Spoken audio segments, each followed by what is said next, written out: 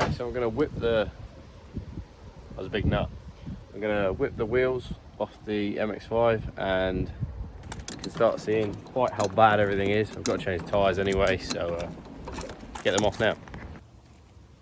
So, when jacking an MX-5, never go on the jacket points or the seals because they're all rotten. So go on the double skin bit off the chassis rail, right under there. Yeah, this is a pretty good one, rust wise, and still pretty bad.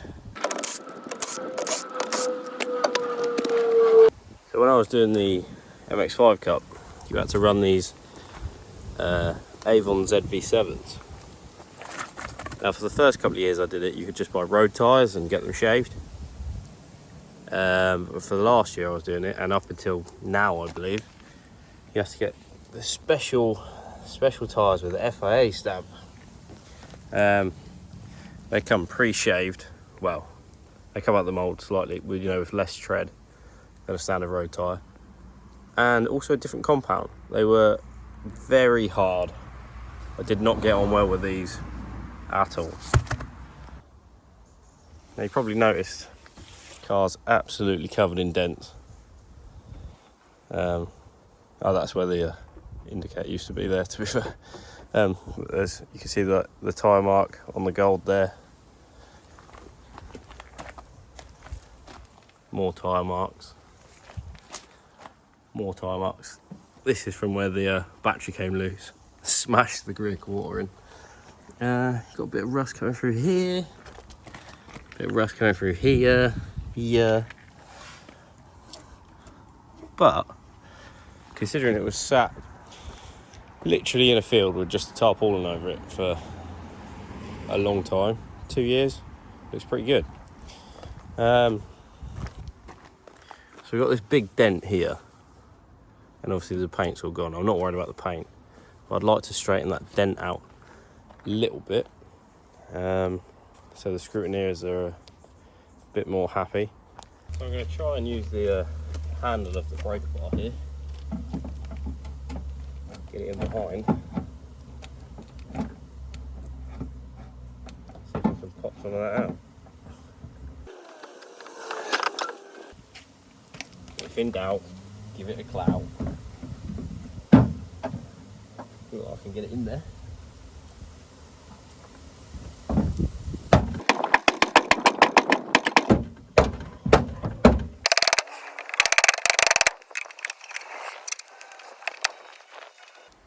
So I've got a bit of that out. I might pull the wing off actually, see if I can straighten it out a little bit more. Considering none of it seems to be attached at the front there anyway. If I remember rightly, oh no, it must be the other side. This side's actually got a screw in it. Pretty sure the other side is riveted on.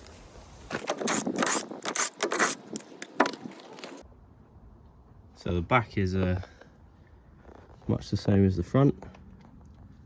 Lots of surface rust, a bit of rustier rust, and lots of cobwebs.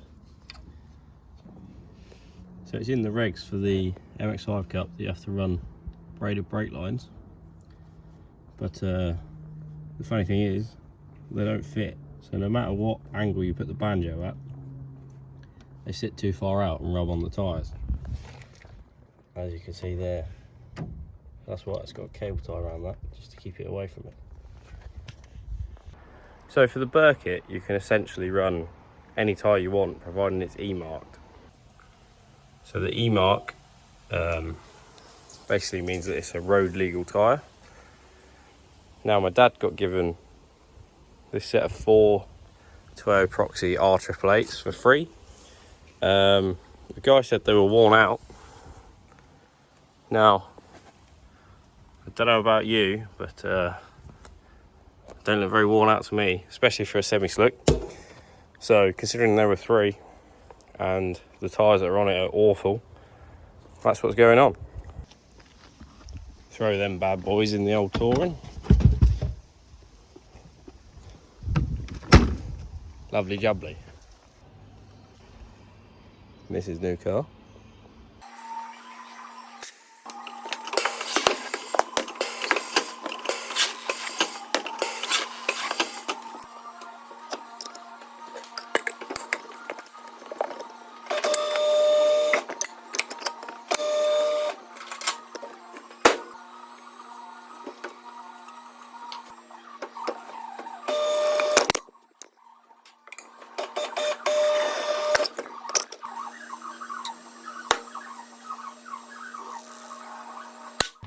on these calipers, what you've got to do is undo the bottom bolt.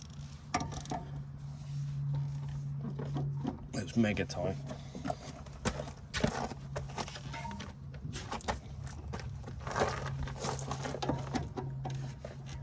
And the whole thing can pivot up and you can take it off.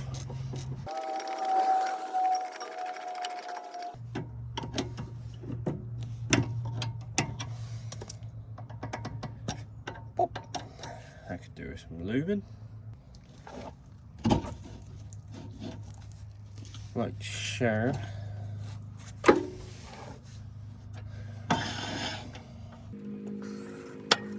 You can just pop the brake pads out. As you can see, under there pretty ruined.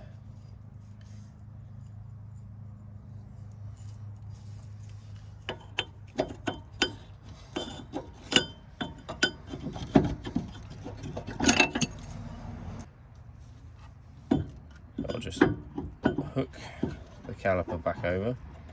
I just want to catch it on the edge of the disc there. And I should, if I can get this in it, be able to push the piston back. So this is just like a cheap tool you can get from anywhere really. You can use a big screwdriver or a lever bar. But this is actually designed for pushing that piston back. Look at that, push back all the way. They were actually fairly new calipers, to be honest. They're just gone very crusty where it's been lying around. Absolutely not. Oh look, we've got some stickers in this one. Whoa. So I'll just lube up the pins that slides on. Opted for these EBC yellow stuff pads. So I'll just pop that in, like that. And wipe a little bit of grease on the front there, just to give it something to slide on. So when I was racing, I used to just run literally Euro car parts special pads. I think that's just a Delphi, 20 quid each, jobbies, because I couldn't afford the good ones. But because I'm racing for about an hour and a half solidly, it's a 6-hour race we're doing, but my stint is an hour and a half. I opted for the yellow stuff, so hopefully they'll last. And they're going to be a good track / race pad. So that's the first one in. Just lube up the other one. And then I'll pop that in. I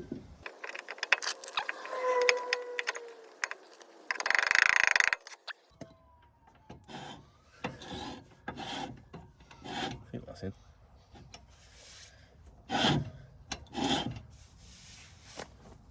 Bit of a pain getting them in sometimes. Put a bit of grease on the back there.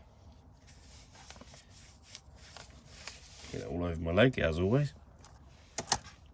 I'll lube up the slide pin here.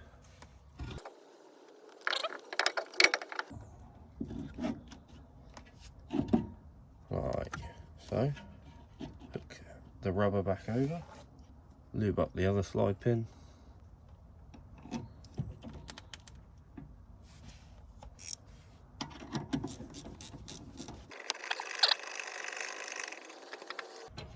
Alright, so that's one down. 3 more to go. These chunky meats. See if they're going to clear the arches. They're quite a lot bigger than what I usually run. Usually run a 195/50. These are a 215/50. 2 Ugga Duggers. As you can see, just nicks it. It's close. I think that'll be alright. That's that corner done. Not sure if I'm going to pop that dent out or not. I can't really be bothered. Gonna have to do something with the stickers though. They're pretty bad. But I reckon if we stick that over there, no one will ever know. So to do the rear brakes on an MX-5 is a bit different to a few other cars. what you have to do is you have to take this little bolt out, and then inside there is an Allen key, and you tighten that up, and that draws the piston back. And that's also how you set your handbrake tension. So once you've got it all set, you know, new pads in, everything, what you do is you pump the brakes to get the piston to come back out, and then what you do is you just wind that back in, sorry, and that pushes the piston out ever so slightly. So you just need a 10mm socket, similar to the front. There's only one bolt to undo.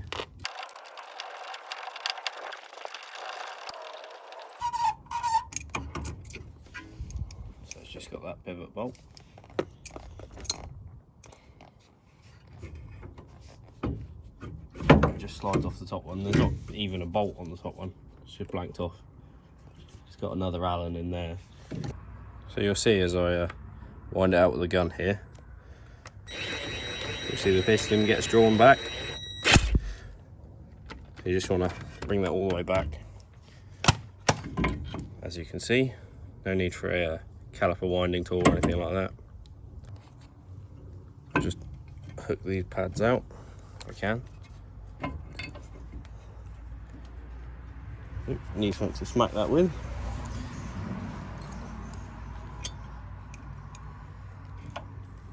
They are pretty stuck. Just give it a bit of a tap. There's one. I think it's actually stuck to the disc. Yeah, it is.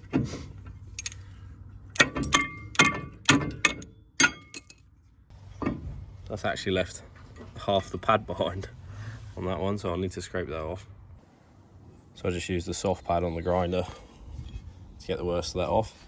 Sure, the people in the comments will tell me that should be putting new discs on it, but they've done 2 races, 2 weekends, and I'm on a budget, so they're going back on. So pop that back on.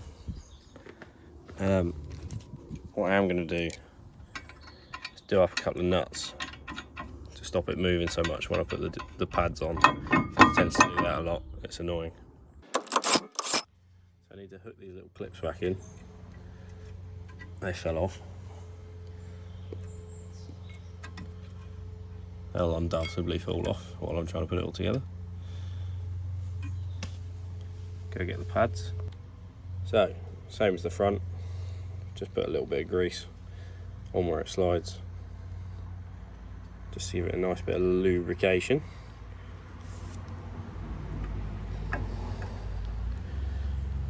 Put that in. There's the front one. The back one can be a bit fiddly sometimes because those little clips. But that's in. Grease up the slide pin there. Lube. Get that absolutely everywhere. We'll just pop that bad boy back on. Like that. Lube up the bottom slide pin. Again, get it all over my fingers.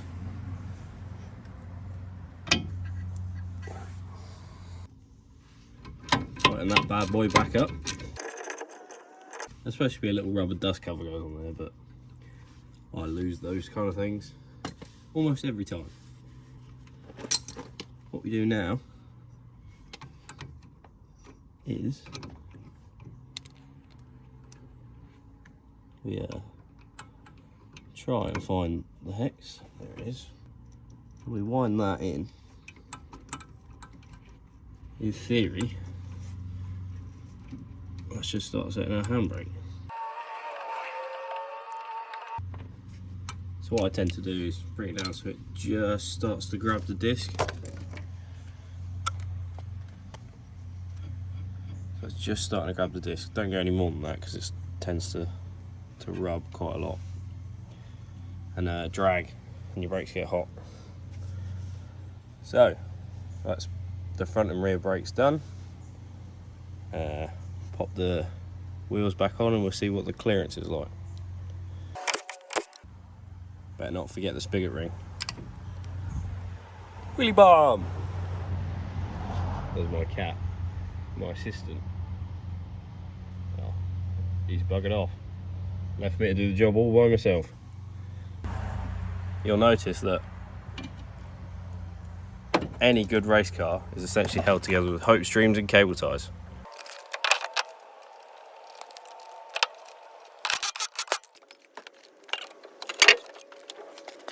Right, she's fully chonked up on the driver's side. Front's pretty close. I reckon that's going to rip that front bumper off at some point, but never mind. And the back, it's got to settle a bit. But that's going to be close too. They say rubbing's racing, but I'm pretty sure that's not what they mean. Like I said before, I got a set of 4 of these R888s for free from the guy, because he said they were worn out. Now, I'm not sure if he was blind or dumb, but you can quite clearly see that that's the moulding mark across there. Not even scrubbed in yet.